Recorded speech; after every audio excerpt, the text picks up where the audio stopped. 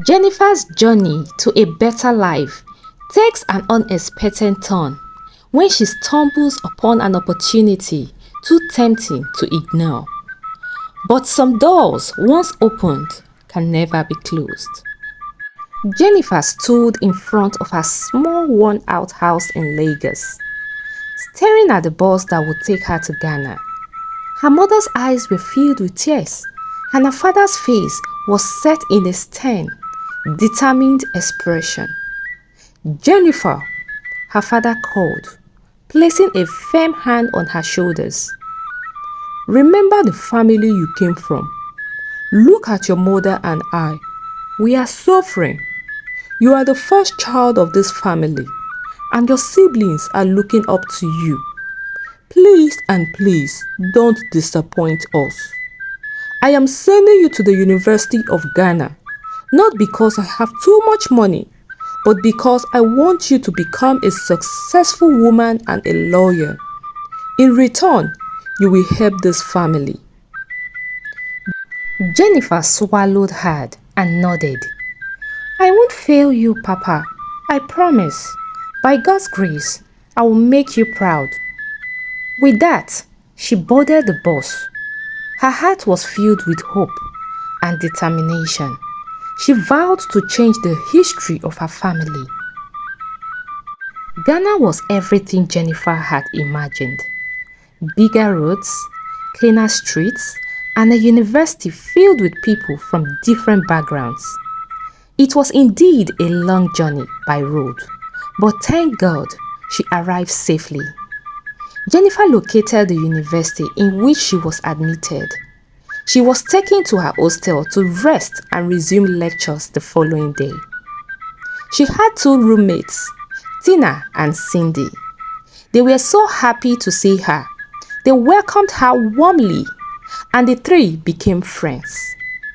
As time went on, Jennifer noticed something different about her two roommates. Tina was quiet, prayerful, and full of wisdom. She was known by all to be a church kind of girl. Cindy, on the other hand, was an extrovert, a free spirit kind of girl. She was loud and obsessed with money, parties, and men. In fact, she owned it with her full chest. Cindy and Tina quarreled all the time because of their individual differences. Tina had always tried to correct Cindy's lifestyle, but Cindy isn't giving her a chance. One evening, as Jennifer flipped through a magazine, she was so much in shock and her eyes widened at a strange advertisement. In the front page of the magazine is a picture of a very old man with a caption, "Marry me for $10,000 every night. Call this number if interested." The image of the old man in his late 90s stared back at her. Jennifer gasped. "Oh my God! This is too hard to be true. $10,000 every night?" she whispered to herself. That's crazy." She looked at the old man's picture on the magazine again. "But this man is in his late 90s, oh. How can I marry such an old funny-looking man?" she muttered to herself. "No way. Papa and Mama sent me to school, not to marry an old man." She shut the magazine and tried to sleep, but the thought wouldn't leave her. All through the night, $10,000 kept on ringing in her head. "This is an opportunity to change my family's life and history. They don't have to know, and besides, this man in question is close to passing to glory, and when that happens, I will be free with lots of money to myself." She decided to revisit the magazine by morning, and this time to pick the number and put a call through. By morning, she had made a decision. As she was looking into the magazine, Cindy walked over to her. "Hello, Jennifer. What are you looking at?" Cindy asked. Jennifer immediately closed the magazine and said nothing. She doesn't want to inform neither Cindy nor Tina. She was afraid Cindy might outsmart her and go for the old man, and Tina might discourage her. She kept the big move to herself and dialed the number. "Hello, who is this?" The voice was so deep and strong. Not what she expected from an old man. I'm Jennifer. I want to talk to Old Man Coffee." "You are speaking with him." The voice chuckled. Jennifer hesitated, but then explained her interest. Old Coffee invited her to his house the next day. When she arrived, she was shocked. She noticed something strange about the house. Old Coffee's mansion was in a remote village, very quiet and silent. The moment she stepped in, she felt unease, but took a bold step and entered the compound. She met Old Coffee standing at the entrance door. "Daddy, good evening." Oh, good afternoon, sir," she greeted politely. Old Coffee laughed. "Ha ha ha. Daddy? Who is your daddy? I am not your daddy, oh. Your daddy is at home. Call me baby boy. Don't worry. When you see me in action, you will know I am still very young and vibrant. Forget my look, oh." Old Coffee laughed and said to Jennifer. Jennifer swallowed her fear. The two sat and discussed at length. After the discussion, they sealed the deal, and Jennifer went back to her hostel to prepare for her wedding with Old Man Coffee.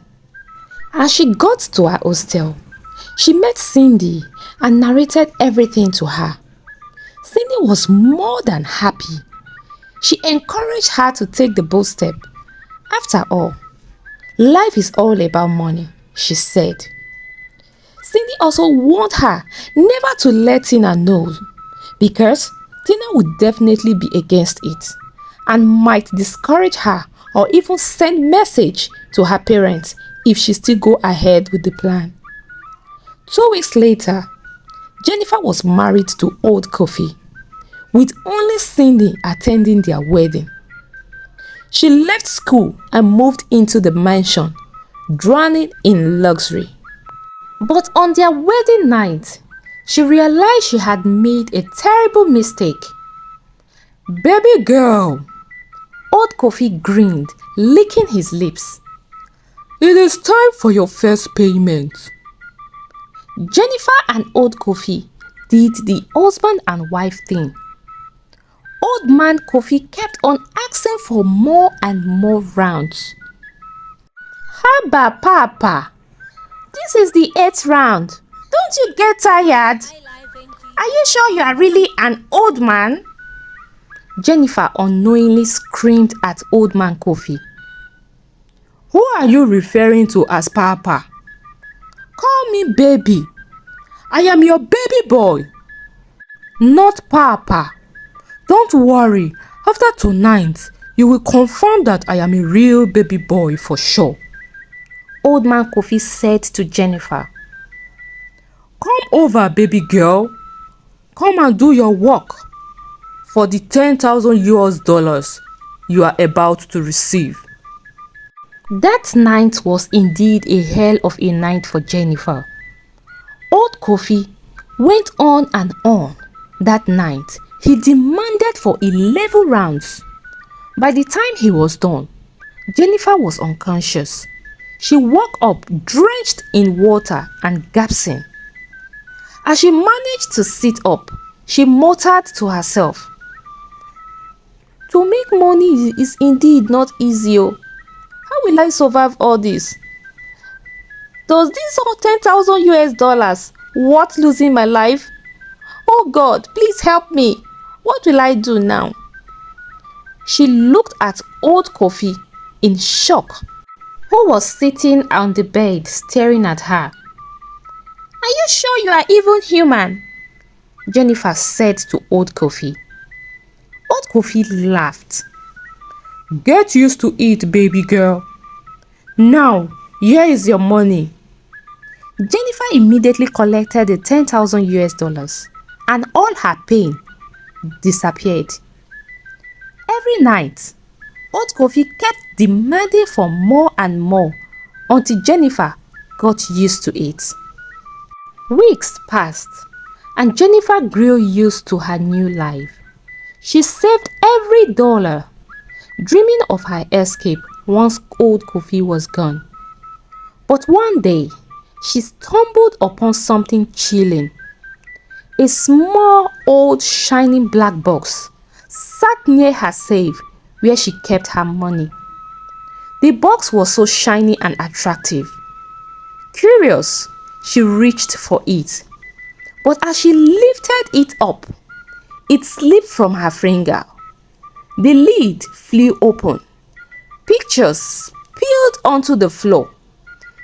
Pictures of dozens of different women. Dear viewers, before we continue the story, if you are enjoying this story, please support our YouTube channel by liking the video, drop a comment and share. If you are not yet a subscriber, please subscribe to our YouTube channel for more interesting stories. Thank you so much and God bless. Jennifer's heart pounded. Who are these women? Suddenly, a shadow loomed over her. "Who told you to touch this?" Kofi's voice was cold. Jennifer stammered. I was just... "Stay away from this box." Old Kofi backed and snatched up the pictures from her. Jennifer knew then something was terribly wrong. She suspected there is more to the pictures and started keeping close watch at Old Man Kofi. Each time Old Man Kofi goes out, Jennifer would search and search the entire house to get a clue of Old Man Kofi's past life. One day, after a long and hectic night with Old Man Kofi, Jennifer pretended to have fallen asleep. Old Man Kofi stood up quietly, thinking Jennifer was unconscious. He picked up her underwears and sneaked into a very dark room. Jennifer, upon hearing footsteps and being curious, followed him immediately. Through a crack in the door, she saw Old Man Kofi kneeling down before a strange image, her underwears in his hands. Jennifer's breath caught in her throat. He was performing a ritual. Fear paralyzed her. She tiptoed back to the bedroom and cried silently till morning. At morning, she collected her usual 10,000 US dollars and hurriedly put it into her safe. She took permission from Old Man Kofi that she wants to quickly go to see a friend in town. Jennifer was confused on her way over what to do and who to narrate what she saw to. Nobody apart from Cindy was aware of her marriage to the old man. She decided to tell Cindy about what she saw. She called Cindy over the phone and the two met at a restaurant. Jennifer confided in Cindy. She narrated all she has been passing through in Old Man Kofi's house and what she saw the last night. Cindy smirked. "And so what? You are getting paid, right? Just keep taking the money and run away when you have enough. Simple. At least that's the most important thing. Keep collecting the money. When you have enough, you run away from the marriage. Look for a pastor to conduct deliverance on you and start a new life. Shikena." Jennifer's blood ran cold. She expected concern, but Cindy only cared about money. She was lost in thought for some few minutes, and the next thing she heard was Cindy's voice again, asking her for some money. Jennifer looked at her in disbelief. I am in a deep mess, and all you could do is ask me for some money? She stood up immediately, angrily, and left to see Tina. The moment Tina saw Jennifer, she gasped. Jennifer! You look so pale. Where have you been? Tina was surprised and happy to see Jennifer. Jennifer immediately burst into a loud cry. Oh, Tina! I did something terrible to myself. She started narrating everything to Tina.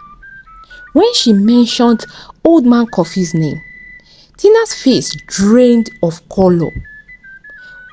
Which coffee? Tina demanded. Oh no! Oh good God! Which coffee are you talking about? Is it the one that happens to be my father? And immediately, Jennifer's eyes widened in shock. What do you mean by your father? Jennifer shouted at Tina.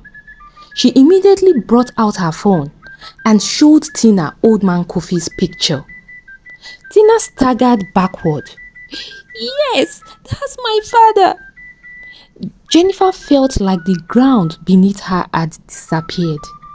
How did you get to meet him? This man is not someone you dine with. He is evil. He almost killed my mom and I. We ran for our dear lives. Tina screamed. My mom used to be his wife and I his daughter, not until he joined a secret cult and was asked to perform some sacrifice. My mom was the chosen one, but on the night of the sacrifice, my mom took me and we escaped.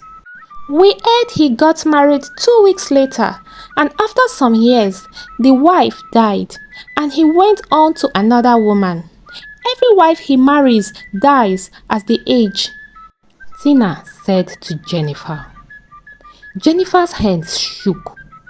Oh, Tina, what do I do? Jennifer screamed and burst into hot tears. Wipe your tears. There is nothing God can't do.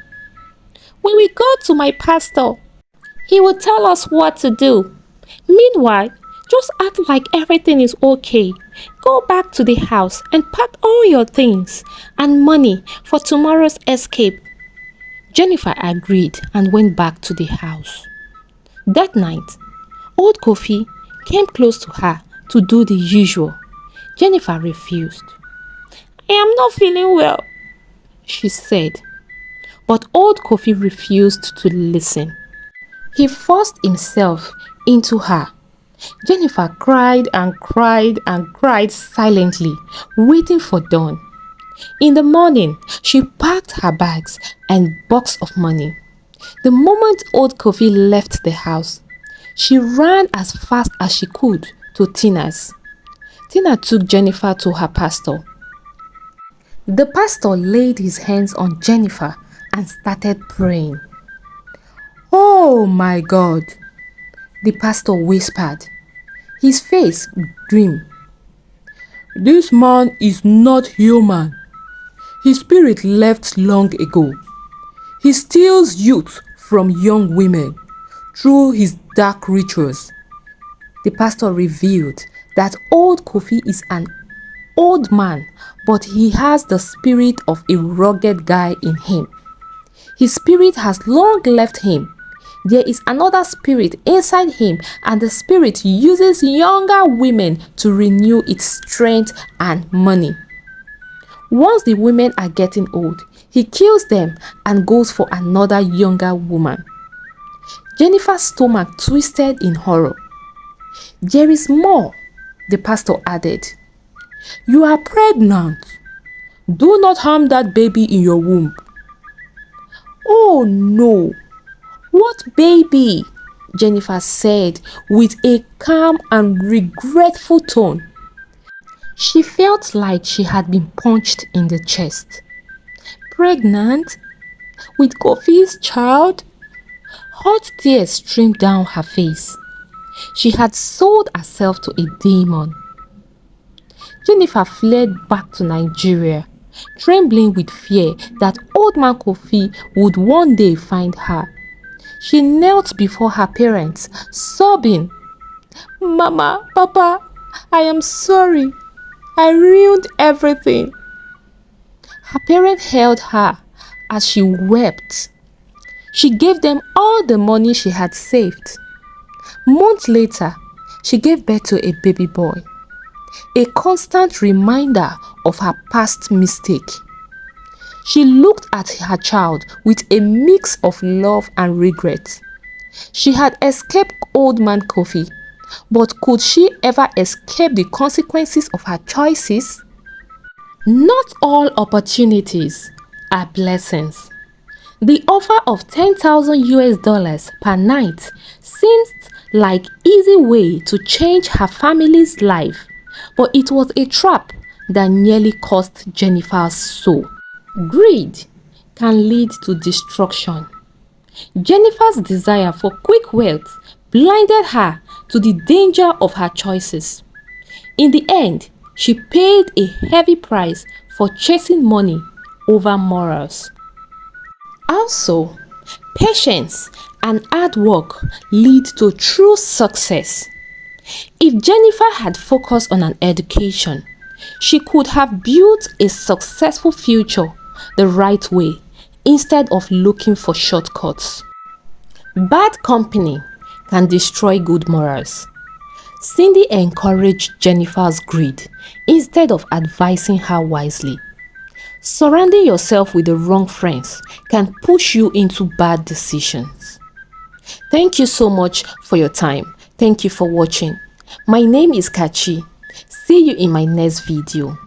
Bye for now. Bye and God bless you.